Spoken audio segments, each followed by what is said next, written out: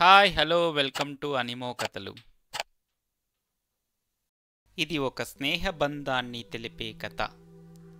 గంగానది ఒడ్డున ఒక చిన్న గ్రామంలో రామయ్య అనే సాధారణ మత్స్యకారుడు నివసించేవాడు.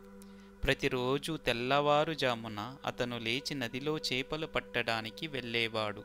తన కుటుంబానికి సరిపడ చేపలు మరియు బజారులో అమ్మడానికి సరిపడ చేపలు పట్టాలని ఆశించేవాడు.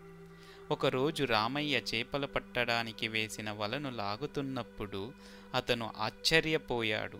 అతని వలలో ఒక ప్రకాశవంతమైన బంగారపు హంస చిక్కుకుంది. ఆ హంస బంగారపు ఛాయలతో ప్రకాశిస్తూ మృదువైన తన గాత్రంతో సున్నితంగా అడుగుతుంది రామయ్యని ఇలా: ఓ మత్స్యకారుడా, అనుకోకుండా ఈ వలలో చిక్కుకున్నాను, దయచేసి నన్ను వదిలిపెట్టండి. రామయ్య ఆశ్చర్యంతో మానవత్వంతో కూడిన హృదయంతో ఆ హంసను విడిచిపెట్టాడు. అందుకు ప్రతిగా ఆ హంస అతనికి స్నేహితుడుగా ఉంటానని, అవసరమైనప్పుడు సహాయం చేస్తానని వాగ్దానం చేసింది. ఆ హంసని విడిచిపెట్టాక రామయ్యకు కృతజ్ఞతలు చెప్పి మరియు ఏదైనా ఇబ్బంది పడినప్పుడు గంగానది ఒడ్డున వచ్చి నన్ను పిలవవచ్చని వాగ్దానం చేసింది.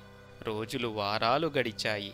రామయ్యకు ఒక భయంకరమైన తుఫాను ఎదురయ్యింది. అది అతని పడవను నాశనం చేసింది. రామయ్యకు ఉపాధి లేకుండా పోయింది.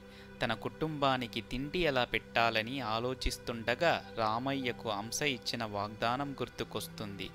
నదికి దగ్గరగా వెళ్ళి తన స్నేహితుడిని పిలిచాడు. ఆ హంస వెంటనే ప్రత్యక్షమై, ఓ స్నేహితుడా, ఏమి జరిగింది అని అడిగి రామయ్య బాధలను వినింది. అది నా ఒక్క చిన్న బంగారపు రెక్కని ఇచ్చి నీకు సహాయం చేస్తానని చెప్పింది.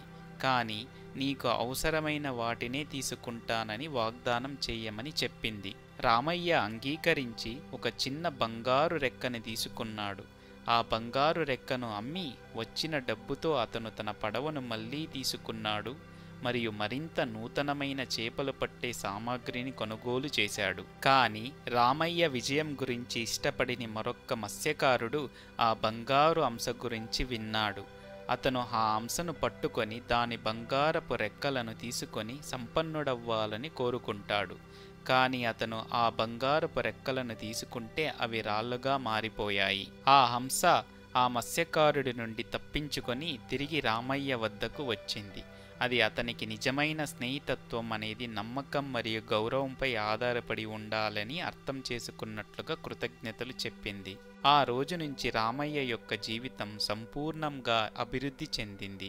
అది హంస యొక్క వరాలను పొందడం వల్ల కాదు, కానీ వారు పంచుకున్న స్నేహం విలువలను గుర్తించడంతో. ఈ వీడియో మీకు నచ్చితే please do like, share and subscribe to అనిమో కథలు and hit the bell icon for more updates. Thank you for watching the video.